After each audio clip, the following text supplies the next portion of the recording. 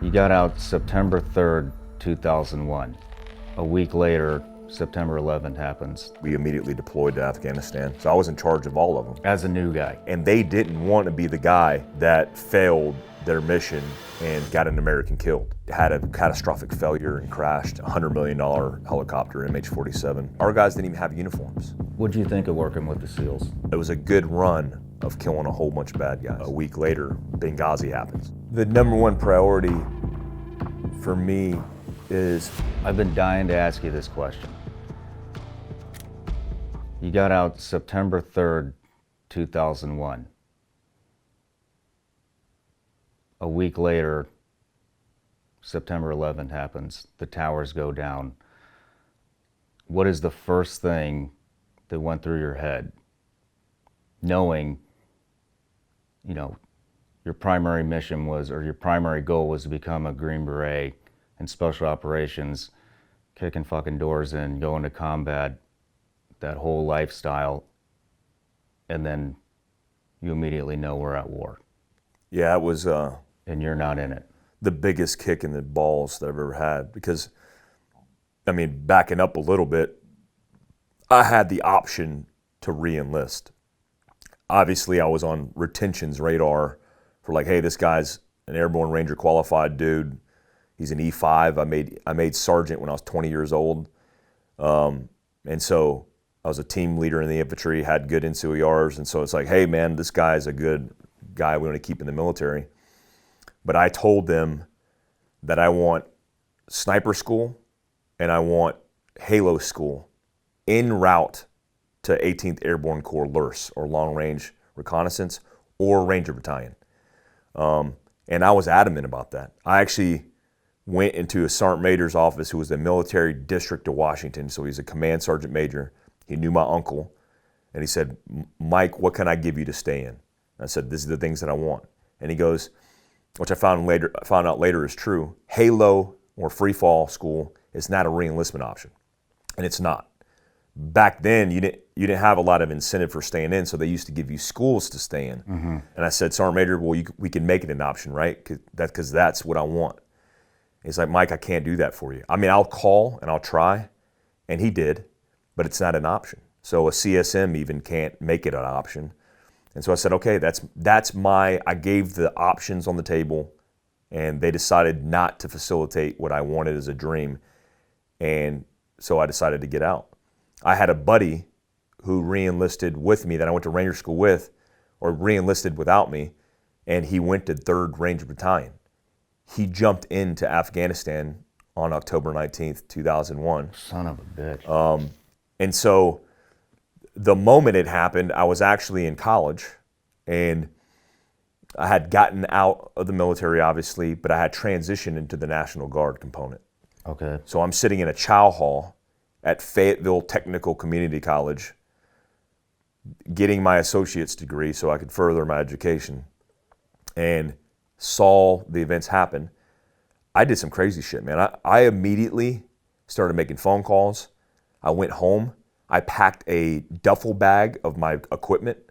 I threw my battle dress uniforms, my camo uniforms, in the washer and then dried them, and was making calls like, what are we doing here? What's happening? And at the time I was in 30th Heavy Armor Separate Brigade, and I was in the Scout Platoon, and I was a team leader. So I had a little minuscule position that could affect something, but I knew we were going to war. So I had a choice to make, which was real easy, which was I'm going back in the fucking military. Yeah. So on September 12th, like 09 in the morning, I'm making phone calls to get back in. I mean, that had to be like, at the exact same time that's happening, two completely separate emotions. One, tragedy. We'd just been attacked, and a lot of people died. On the other hand, what comes after, and everything you've ever wanted to do since you said you were 10 years old becomes a reality, and you're not there. I mean, that had to be, was one more overpowering than the other? Yeah, it was. I mean, I felt for the people, obviously, but I knew that I was in a unique position to make a difference in the fight. because I was an NCO. I mean, I was a non-commissioned officer, and I knew that there was an opportunity for me to get in the military and fight and get some vengeance. And that's what I wanted to do. I joined the Army to fight. The reason I got out, because there was no fight to be had. If there was a war, if there was something going on, I would have been in it. Yeah. You know, I think something important to note is the biological instinct in men, most men, the men I associate with, to fight. I mean, it's to fight each other in training, because that's what we do. As kids, we fight, and we grow up in those environments where we're displaying our masculinity, and there's a whole bunch of psychological and physiological things that are associated with that. And I don't think we grow out of that. We grow up and we want to fight and defend. That's what men do. And so it definitely was part of my character and my DNA. And I don't think it was fake. I think it was something very real. And I wanted to fight, so I had to go back in. How'd you get back in? It was a battle, because the Army didn't really know how to handle a whole bunch of dudes who were prior service guys that wanted to go back in. Was there a lot of guys that wanted to come back? There was a lot of guys. During that time period, a lot of people who were prior service who had gotten out, I mean, even older guys who had gotten out, wanted to come back in and serve. So I had to go through the whole process again, which was... Holy shit. I had to go through MEPS, you know, as an E5, going back through MEPS, you know, the whole duck walk thing, all that stuff. I had to go back through all that to get back in.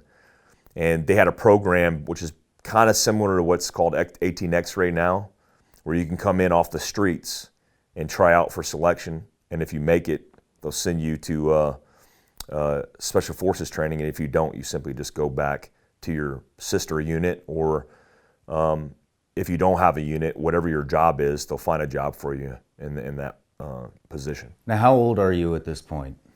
At this point, I'm 21 years old. You're 21 years old. Yeah. You just saw the towers come down. Yep. And the only thing on your mind is, I got to fucking get back in there. Yep. No shit. I mean, yeah. Wow. That's a lot of courage. I was young when I hit the ground. I mean, I was running. We immediately deployed to Afghanistan. How many guys are on your team, roughly? Well, I think at that time, maybe 10. 10 dudes. Yeah, most detachments are light by nature of guys coming and going.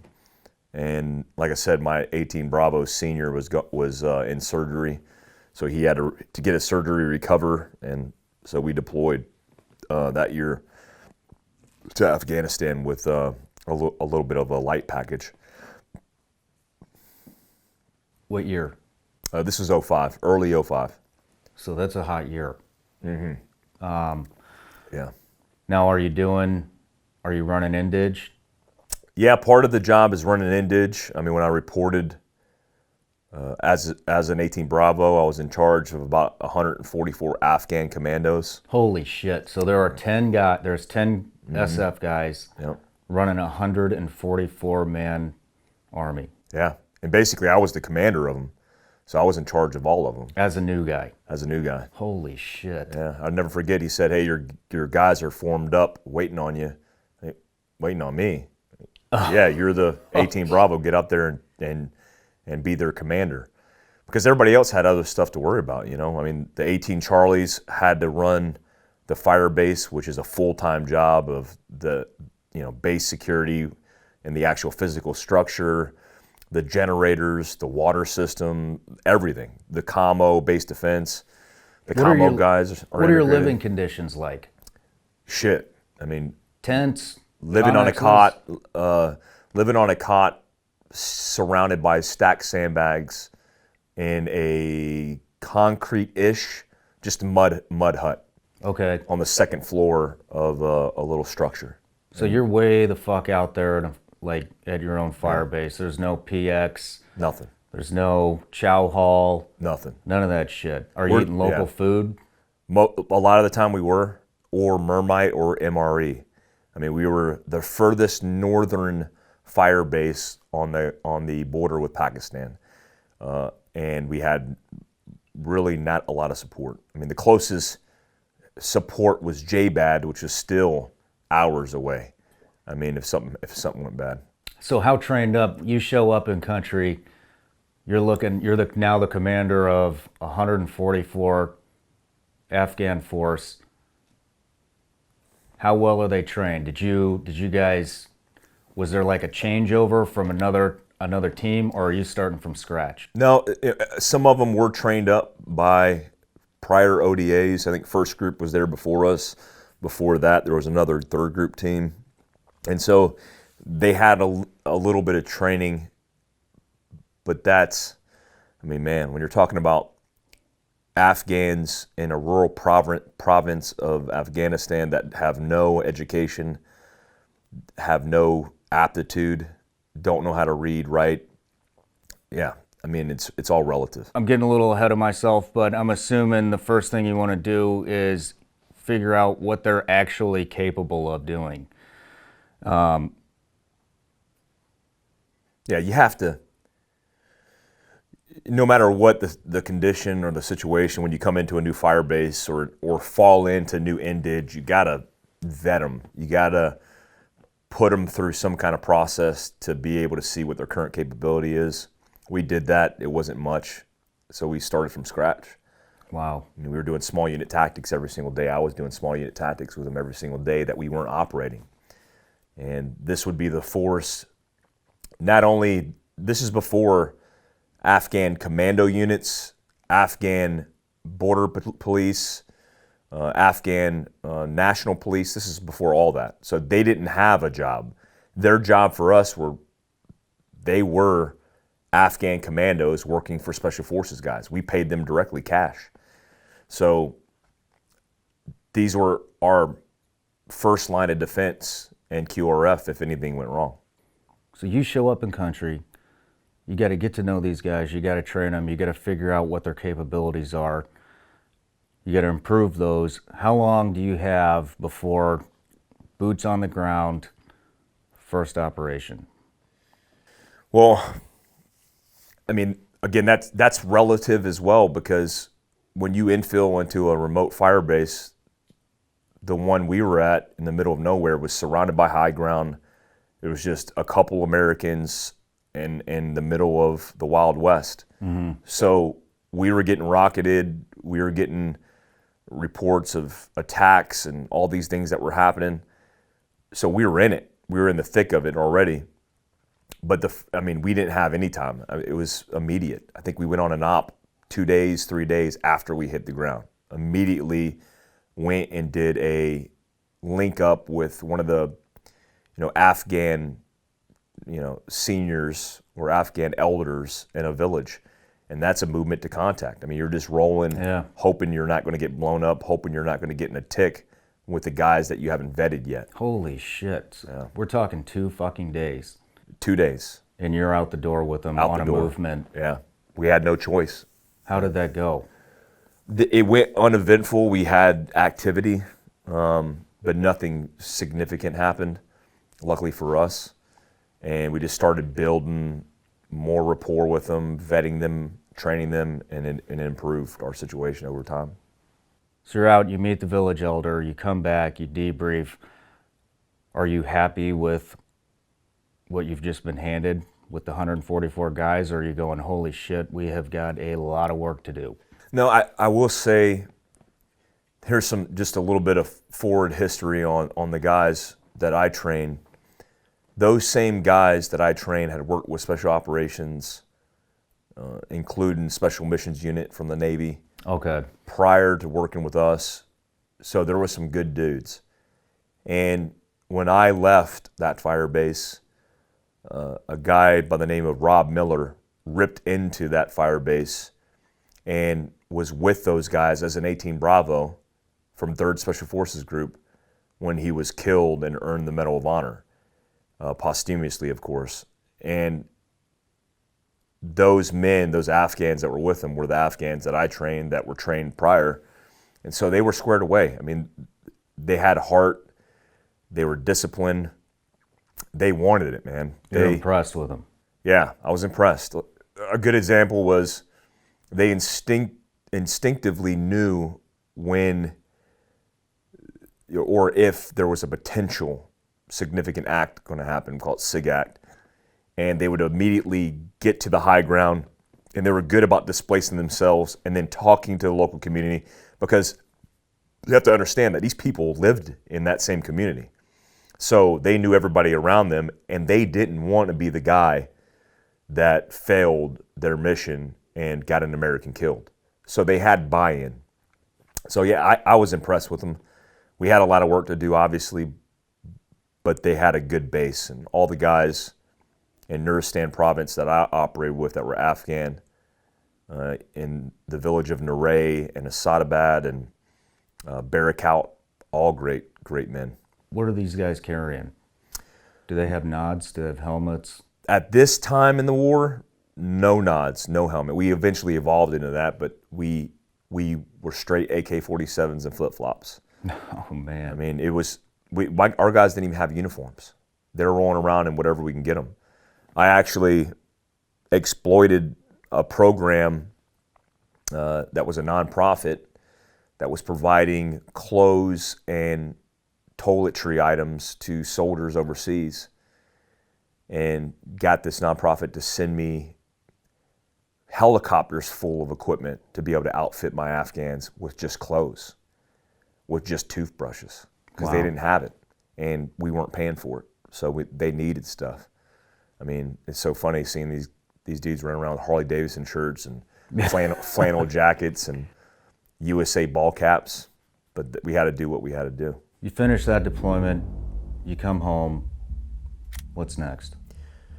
I get back from that deployment, and Iraq was getting bad, and I wanted to go to school, so I went to put my name in the hat to go to Spartic, which is Special Forces Advanced Target Reconnaissance, Target Acquisition, Interdiction, Exploitation, a whole bunch of words and an acronym that doesn't even look right. It's Spartic, whatever. People call it Spartic, and it's our CQB Advanced Schoolhouse for hostage rescue, for direct action, for vehicle interdiction. We learn all that stuff there. It's I believe an 8-week school, maybe 9 weeks, so it's pretty long. And it is the minimum qualification that you need to serve in a commanders and extremist force, which there's one of those per group, which is a reinforced company that's designed to conduct hostage rescue and crisis response across the world. How much CQB do you have? What's your background in CQB before you show up to that school? What is a basic kind of mold for an SF guy? Usually at the team level, you learn it's called Cephalic. You learn basic CQB.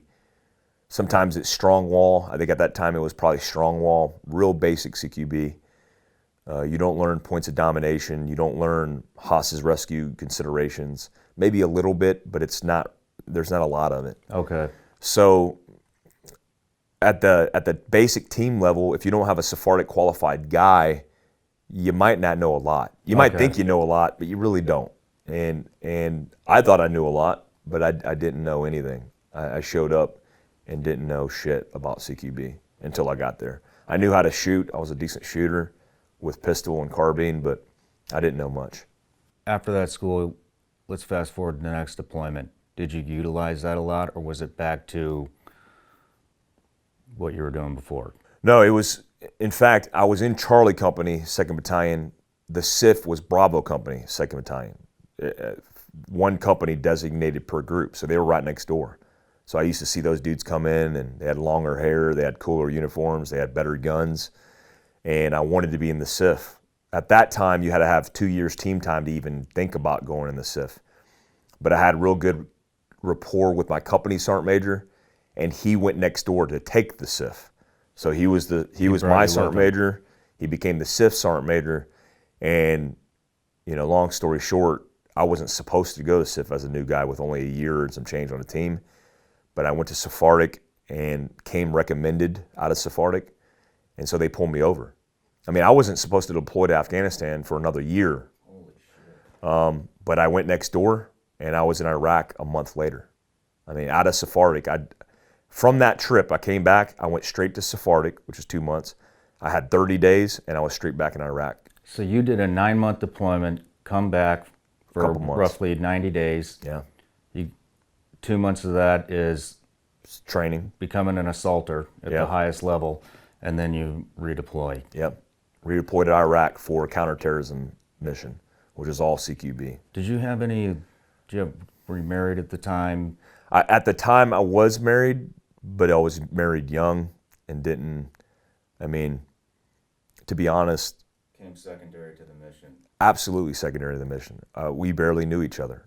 I mean, on the ground, I had a couple months with her, so it was turning and burning. In fact, I had a hasty marriage because I saw some dudes get killed our trip. You know, I was part of Operation Red Wing that trip, and we had a couple other Chinooks that were down. We had guys that we lost in the company, so it was a bad trip. It was a bad year. A lot of Americans were killed that year. It's a fucking small world, you know. The Yeah. fact that you were there, I came there right after that, which means we were there at the same time. And as we talked a couple days ago, you met my fucking best friend who just passed away. Yeah, It's fucking crazy, you know. it is how crazy. Small world It is a small world, man. But so you did utilize. Sorry, sidetrack there, but so you did utilize that school on that next deployment. Every operation. No shit. I explosively breached every other target every other night. We went out every night, sometimes twice a night, going after bad guys, and it was a real active campaign. It was us and I believe SEAL Team 8, and we did joint ops, where it was like 2 SIF guys and 5 SEALs, and we went out with our indige and conducted counterterrorism missions. What did you think of working with the SEALs? My first impression of them weren't great because we had a few interactions with them where I'll never forget, you know, at the time I was, believe, still in E6. I hadn't made E7 yet, but I had combat rotation behind me, and I was on my second deployment and had been in training for years, had been in the military and the infantry, and so I had a background. I'll never forget one of the young SEALs being told by one of my guys who was a senior guy. I was the most junior guy in the SIF. A SIF, a Commanders and Extremist Forces, filled with the most senior guys in the group. I think my detachment years later, everybody made Master Sergeant the same time. Wow. Like an entire senior team with guys with multiple deployments. I had the least amount of combat. Guys on average had 3 or 4 rotations, and this is early GWAT. He said, hey, maybe you should hang out with these guys because, you know, we could do some cross training and maybe teach you guys some things. And he said, what could your guys possibly teach mine? You got to be shitting me. He said that. And I was humbled to the fact that a lot of my own guys were so senior and already legends in the community. Like there was already stories about them. And so I paid attention. And we had a lot of experiences like that with the young SEALs, but a lot of them weren't. I mean, Jeremy Wise, who eventually went to work for the CIA, and he was killed, unfortunately, in a suicide bombing. He was there. He was great. A couple guys that are now in other special missions units were working with me, and they were great. So I didn't have a horrible experience, but it was different. I mean, a young SEAL coming out of training, 21, 22, and even at that time I was 26 at the time. So it was different, but we got along good. I mean, we didn't have problems with operating with them, and we had a lot of action. We had a lot of fun that rotation. What is your next assignment? So you're at third group, you go to the SIF. What comes next? Another rotation in the SIF. I mean, the SIF is a grind. Mm-hmm. I did 3 SIF rotations to Iraq back to back. Going to war, coming back, going to war, coming back, going to war, coming back. I eventually moved up into reconnaissance and special operations and became a sniper, went to sniper school, went to free fall school, and started specializing my efforts on the long gun. So between unilateral operations, which is working with task force, the joint task force, I think at the time we were working with Tom DiTomaso, who's a famous Black Hawk Down platoon leader, and he was a special missions unit commander. We operated under him and under Task Force 16, which is Stanley McChrystal's big, kill capture conglomerate of the best units in the world. Mm-hmm. We were part of that effort when we went out and crushed bad guys for years. I mean, it was a good run of killing a whole bunch of bad guys. Yeah. So I did that for 3 rotations in a row. You've got a hell of a career, man. Yeah, thanks, man. So you leave there, and then... So I leave and start grinding to build up this unit, hire and fire a couple guys, and build up a skill set for special reconnaissance in the continent of Africa to be able to respond to crisis that potentially happened. And there was no, at the time, organization that was covering down on Africa, because it used to be third group's responsibility, but because of the war, we had a change in hands and change in responsibility. So we stood it up. It was a grind. We got validated by Special Operations Command, and that was, ironically enough, September 1st of 2012. We got validated, and a week later, or September 11th, Benghazi happens. Mm-hmm.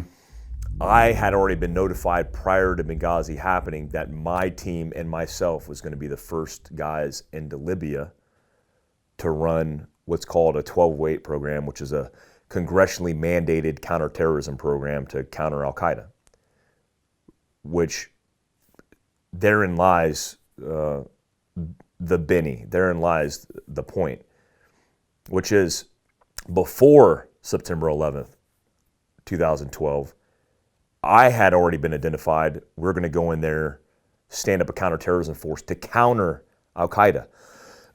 So it's often been said that, hey, there was no threats there. There was threats, there was bombings, there were shootings, there was attacks on the UN, foreign nationals, embassy staff. So I was getting all those intel sit reps before that happened. And then obviously that happened and it changed everything. Where were you when that happened? Ironically enough, I was back in a special missions unit's compound doing a crosstalk brief with basically a key leader engagement with the team lead from Team Libya that had been designated, and me and the other guy from my unit, because we were former unit members of that unit. We were there doing a crosstalk. I'll never forget, I went there and met up with the J3, which was at the time a colonel, and he told me, last night, this just happened, and this is what's going on. And so I stayed an extra few days to assess the situation and to get tied in, because at that point, it was my unit's responsibility to react and respond outside of obviously the primary main effort, that unit that I was in's responsibility of responding to that crisis. So was Benghazi happening real time when you found out? Yes. Yeah, it was happening real time. It was still active and it was still happening, and I was watching on ISR things unfolding. Jesus Christ. Yeah. Is this what ultimately led you to separate? Yeah, so that's exactly right. Long story short, I deployed to Libya soon after that and stood up a 1208 program, and we had all the right things done to go after the guys that were responsible for the killing of the 4 personnel that were killed in Benghazi. You know, Ambassador Stevens, Smith, and then Glenn Doherty and Tyrone Woods. So we went there. I was deployed there for over 6 months. I busted my ass and tried everything I could to kill or capture those guys with obviously other special operations units that were there, one other special operation unit that was there. And we offered up a full platter. Kill, capture, bilateral mission, unilateral mission, whatever you want, we'll do. And we were told that the political climate wouldn't allow for it, so we're not going to do anything. Yeah. And so, let's just say I was disgruntled when I came back. I had a lieutenant colonel that I was co-located with that was a reserve officer from AFRICOM who was a fucking piece of shit, who was drinking every night, getting drunk, who didn't give a fuck about the mission, who was making excuses every single day about not wanting to work, not wanting to do the op. And so when I get back, I said, go fuck yourself. God, and I are got you out. serious? Yeah. You know, I know how fucking tough that can be. I mean, we didn't have pred feed or anything like that, but to watch an event going down, I mean, that's one of the most, when you know you can fucking help, it's one of the most helpless feelings in the fucking world, and I've experienced that as well. We were working with a foreign counterpart, and should have been on that fucking op, but we weren't, and their helos went down, and we listened to the entire thing on the fucking radio, and then we saw them when they got back. And I mean, and the event that you had to, you know, stay on the sideline for is, I mean, yeah, I could see how you could be that disgruntled. I mean, you got out with 18 fucking years in, right? Yeah. Yeah. 2 years to retirement. Yep. Yeah. I got back. I did get recruited by the CIA at the time. They recruited me for a job. And I had finished my college degree, my bachelor's degree, the year prior to that. So that was a prerequisite to become a staffer for them. I came back with the anticipation of doing that job, but the sequester happened, which was a stop loss on all, or a hiring freeze on all jobs. So I wasn't able to do that job, which kind of fucked me up, you know. I was prepared to do that. So I transitioned off active duty and then went into the National Guard component, where I took a team in Texas, a 19th Special Forces group, and was just waiting on the word. In Fieldcraft, it seems like you guys do a lot of prepping and are masters of it. And I don't know about you, but a lot of the clients that I've had think that there might be something they need to prepare for. They think something might happen, not necessarily the end of the world, but they just want to be ready in case of a natural disaster, an EFP. There's 1,000 different scenarios. What would you say for somebody that's completely green, they don't know how to shoot, they don't own a gun, they don't have food storage, anything? What would you say the number one priority would be? Where do they start? The number one priority for me is personal defense, because, you know, the first principle of patrolling is security. And if you can't secure yourself, you can't secure your family, you can't defend your life, you can't defend your family's life. So I would say it starts with a personal decision to buy a firearm, learn how to utilize a firearm, and carry that firearm daily. What firearm would you suggest starting with, pistol or rifle? I think universally, you know, I carry different guns for different reasons, but universally a Glock 19 is probably the staple concealed carry pistol. In contracting, we carry Glock 17s typically, but Glock 19s is the right frame size for most. It's the right size frame for concealment. It has the most accessories per gun in the industry.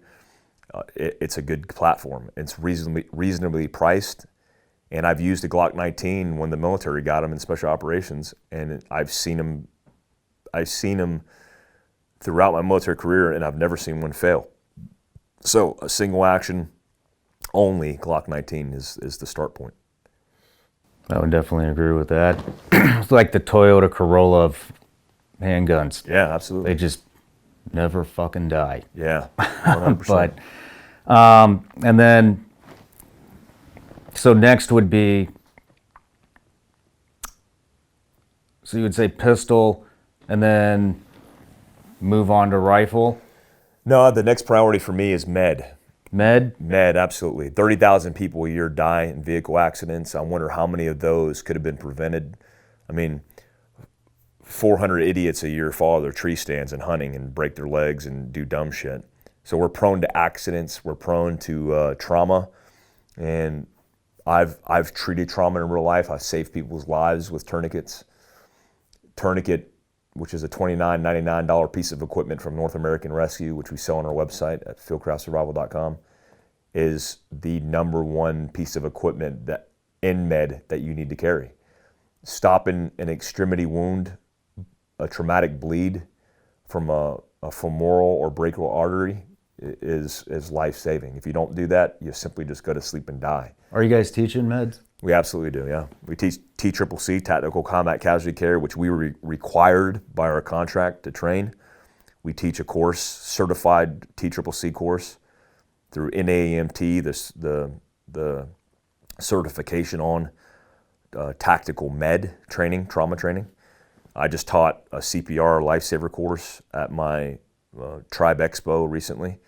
So we frequently teach med, and I expect that if in contracting in austere environments, we are required to carry a tourniquet based on our own understanding of what we could run into, that a civilian should do the same.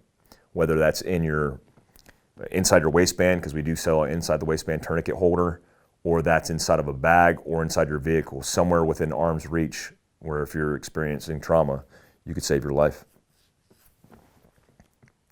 Interesting. So number 3, what would the number 3 thing be? We got pistol, we got med. If we're talking equipment-specific things that you need to carry, the next piece of equipment would be the way in which you carry it, which would be the bag in which you carry. A lot of people don't think about it, but the extension of your capability of what you can carry on your person is limited. Mm-hmm. You can only fit so much shit in your pockets and your pants. And if you have a bag, meaning an everyday carry bag, that might be your purse, your MERS, your European man satchel. It sets you up for an extended capacity. That's how we look at vehicles. I mean, if I have a med kit in my back pocket, that's a minimalist, low-vis med kit, well, I want my fucking car to be an ambulance. I want there to be enough med equipment to treat my family, myself, and then you upgrade that to your house as well. I want a damn hospital at my house. So having the ability to carry all their stuff is super important. And in that bag, I would definitely include a survival kit, a modern survival kit that has the staples of survival, including the ability to contain water, purify water, start a fire, signal, communicate potentially, SAT, Iridium, VHF, UHF, the list goes on. Gummy bears that are fat-free, that have lots of carbs, lots of sugars, lots of calories. They're survival bears. That's what we call them. They're survival bears. No matter where you're watching Shawn Ryan Show from, if you get anything out of this, please like, comment, subscribe, and most importantly, share this everywhere you possibly can. And if you're feeling extra generous, please leave us a review on Apple and Spotify podcasts.